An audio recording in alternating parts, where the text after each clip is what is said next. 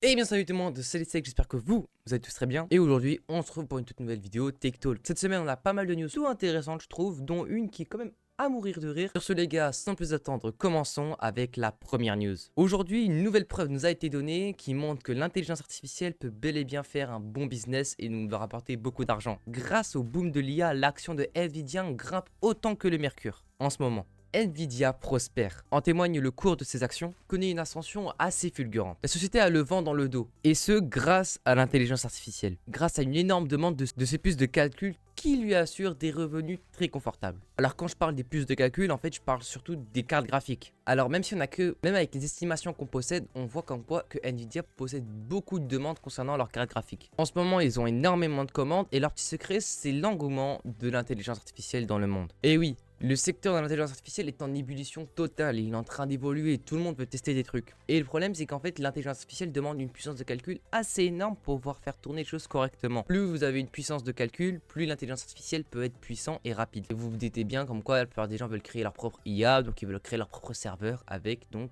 Et pour avoir des serveurs il faut quoi ? Des cartes graphiques. Et justement, étant donné que Nvidia est l'une des plus grandes entreprises fournissant des cartes graphiques, bah vous dites bien que... On le voit par exemple avec l'action qui a énormément augmenté. Je vous affiche une image à l'écran, vous voyez que ça commence, voilà, ils sont bien. Vraiment, on sent qu'ils commencent à faire beaucoup d'argent, on voit des grosses hautes au niveau des statistiques. Et ça, je trouve ça vraiment incroyable. Encore une preuve que donc l'intelligence artificielle permet de faire de l'argent et que les entreprises commencent à en profiter. Sur ce, passons à la deuxième news. Meta abandonne l'une de ses applications. Mais de quelle application parle-t-il? Je parle bien évidemment de Messenger Lite. Alors pour ceux qui savent, Meta propose des versions allégées de leur application. Il y a quelques années, ces derniers eurent l'idée de lancer plusieurs versions de leur application phare, telles que Facebook, Messenger, WhatsApp, etc. Adaptées pour des appareils mobiles aux configurations très modestes. Quand je parle de configuration très modeste, je parle en fait des téléphones qui sont un peu vieux, les versions on va dire un peu 2015, 2016, 2017, voilà. Qui en plus depuis quelques temps sont de moins en moins compatibles avec les applications de nos jours, étant donné qu'ils avaient lancé donc les versions Lite, Messenger Lite, Facebook Lite, Instagram Lite et WhatsApp Lite, bref. Un lot d'applications. Leurs avis ont changé. Ces derniers ont vu comme quoi quand même avec les nouvelles technologies, les téléphones de nos jours sont suffisamment puissants pour faire tourner leur application. Donc d'ici à peu près un mois, leur application Lite devrait peu à peu commencer à disparaître. Alors pas de panique, si jamais vous êtes encore sur un téléphone qui n'est pas suffisamment puissant pour faire tourner les applications Facebook Messenger de base, vous pourrez quand même encore bénéficier de la version Lite, mais en accédant à quelques paramètres secrets. Donc Messenger Lite devrait peu à peu commencer à disparaître, mais toutes les personnes possédant cette application vont être redirigées vers Facebook Lite qui propose justement avec lui la fonction de messagerie pour envoyer et recevoir des messages. Les avantages de Facebook Lite c'est qu'il est compatible avec les versions Android 2.2, c'est quand même assez vieux. Même si Facebook Lite commence à être abandonné, ils posséderont toujours une sécurité sur l'application jusqu'à 2024. Sur ce, passons à la troisième news. Le streaming vidéo à l'extérieur va recevoir une énorme évolution. Les prochaines Ray-Ban connectées de chez Meta devront commencer à pouvoir streamer la vidéo. Pour les connaisseurs, vous savez comme quoi depuis un certain moment, Meta est en partenariat avec la marque de lunettes Ray-Ban. D'ailleurs, je n'ai jamais su si jamais je le prononçais bien. D'ailleurs, si jamais c'est pas le cas,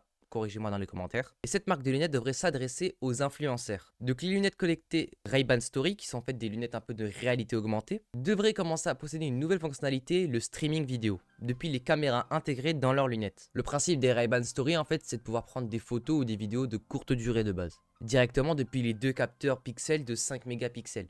Certaines personnes aussi utilisent ces caméras pour essayer de créer des vidéos en VR, même si c'est pas vraiment réussi. Même si le succès de ces lunettes ne fut pas au rendez-vous, malgré son prix aussi à 329 €, pire encore, 90% des acheteurs laissaient l'accessoire de côté au bout de quelques semaines après l'achat. Et malgré donc ce petit flop, oui, ils veulent poursuivre leurs efforts pour pouvoir encore créer d'autres modèles qui seraient pourquoi pas meilleurs.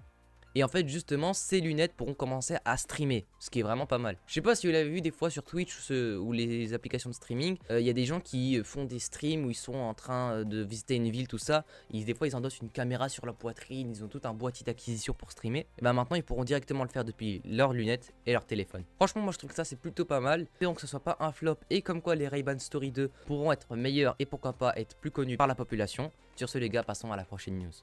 Windows 10 commence peu à peu à être délaissé. Je vous l'ai présenté dans la dernière vidéo où je parlais du Li-Fi. Je vous avais parlé à un certain moment du Wi-Fi 7. Le Wi-Fi 7 qui est donc la prochaine génération de Wi-Fi qui sera déployée en 2024. Eh bien Windows 10 ne sera sûrement... Eh bien le Wi-Fi 7 ne sera sûrement pas supporté par Windows 10. Microsoft s'apprête à définitivement tourner la page concernant Windows 10. Si après un certain nombre d'écrans bleus ou de problèmes sur Windows 11, vous avez décidé de revenir sur Windows 10, sachez comme quoi une fois que le Wi-Fi 7 sera déployé, vous ne pourrez pas l'utiliser. Pourquoi c'est un peu un désavantage, c'est que le Wi-Fi 7 serait apparemment une énorme révolution. Pour une personne connectée seule via Ethernet, on pourrait atteindre jusqu'à 50 gigabits par seconde.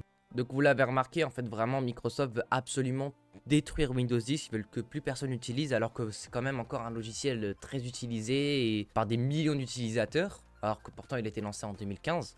Ils veulent vraiment donc délaisser, ils veulent vraiment commencer à délaisser Windows 10 et ça c'est ce que je trouve un peu dommage. En plus qu'on sait que depuis quelques temps l'achat de clés pour Windows 10 n'est plus disponible, hein. Je vous l'avais dit dans une précédente vidéo news il y a quelques mois. Alors je pense comme quoi il pourra quand même être compatible avec quelques personnes qui pourront peut-être installer des applications ou en créer pour rendre le Windows 10 compatible, hein. On connaît un peu la communauté, mais tout ça reste encore à voir. Passons les gars à la dernière news qui est pour moi la plus drôle. Vous avez prévu de vous acheter une Tesla ou alors vous en avez déjà une et vous n'êtes pas encore sorti dehors en pleine canicule, alors c'est une mauvaise idée. Des conducteurs coincés dans leur Tesla à cause de la batterie qui surchauffait à cause de la... Des conducteurs coincés dans leur Tesla à cause des batteries qui souffrent de la chaleur. Vraiment, ça c'est la news la plus drôle que j'ai vue. Et oui, vous n'êtes pas sans savoir comme quoi la Tesla possède donc une batterie parce que c'est une voiture électrique, jusqu'à là c'est logique. Le problème des batteries c'est que bon, ça chauffe. Et quand ça chauffe trop, les systèmes le détectent et la plupart du temps, sur la plupart des appareils électroniques et même sur votre téléphone, quand ça chauffe trop, bah l'appareil fait en sorte d'être inutilisable afin de pouvoir refroidir la batterie. Et justement, un certain nombre de propriétaires de Tesla ont indiqué qu'ils étaient coincés dans leur Tesla à cause de la canicule, car la batterie avait justement surchauffé. L'été 2023 est quand même assez chaud dans certaines zones du monde, ou dans certains pays ou dans certains endroits dans le monde. Et justement, pendant la conduite, la Tesla fut victime justement d'un bug empêchant donc les conducteurs et les utilisateurs et propriétaires de Tesla de pouvoir continuer de conduire. C'est-à-dire qu'il y a des personnes qui étaient bloquées sur la route parce que la batterie surchauffait. Tesla a quand même réclamé à certains utilisateurs et propriétaires, Tesla a réclamé à plusieurs conducteurs américains de s'arrêter en urgence si vous voyez comme quoi la batterie surcharge avant de faire un arrêt brutal pendant la conduite. Le cas notamment d'un conducteur de Tesla du nom de Rick, qui a expliqué à une chaîne télévisée justement que il était resté coincé une vingtaine de minutes dans sa Tesla sous une température d'environ 38 degrés, ce qui est assez chaud quoi. Surtout qu'en fait le fait qu'il soit coincé, c'est que la Tesla c'est vraiment électrique, la plupart des portes ça s'ouvre automatiquement ou avec des capteurs. Et donc quand la voiture est à plat et qu'elle est éteinte, tu peux pas sortir de la voiture. Alors il y aurait apparemment une sortie manuelle, mais elle serait très difficile d'accès, ce qui fait que des fois, bah ça arrive que dès que la voiture est à plat, on est coincé dans la voiture. Mais coincé de chez coincé, c'est-à-dire que tu peux pas sortir. Il y a rien à dire. Tu restes coincé dans la voiture. Voilà les gars, j'espère que cette vidéo vous aura plu et que vous aura fait plaisir. N'hésitez pas à aller vous abonner à mes réseaux. D'ailleurs ce soir je suis en live sur Kick à 18 h. Donc là vous voyez la vidéo je pense à 16 h, un truc comme ça. Donc n'hésitez pas à venir me rejoindre. Sur ce les gars, je n'ai plus qu'une chose à vous dire. Restez comme vous êtes et restez des geeks. Et moi je vous dis à la prochaine. Peace.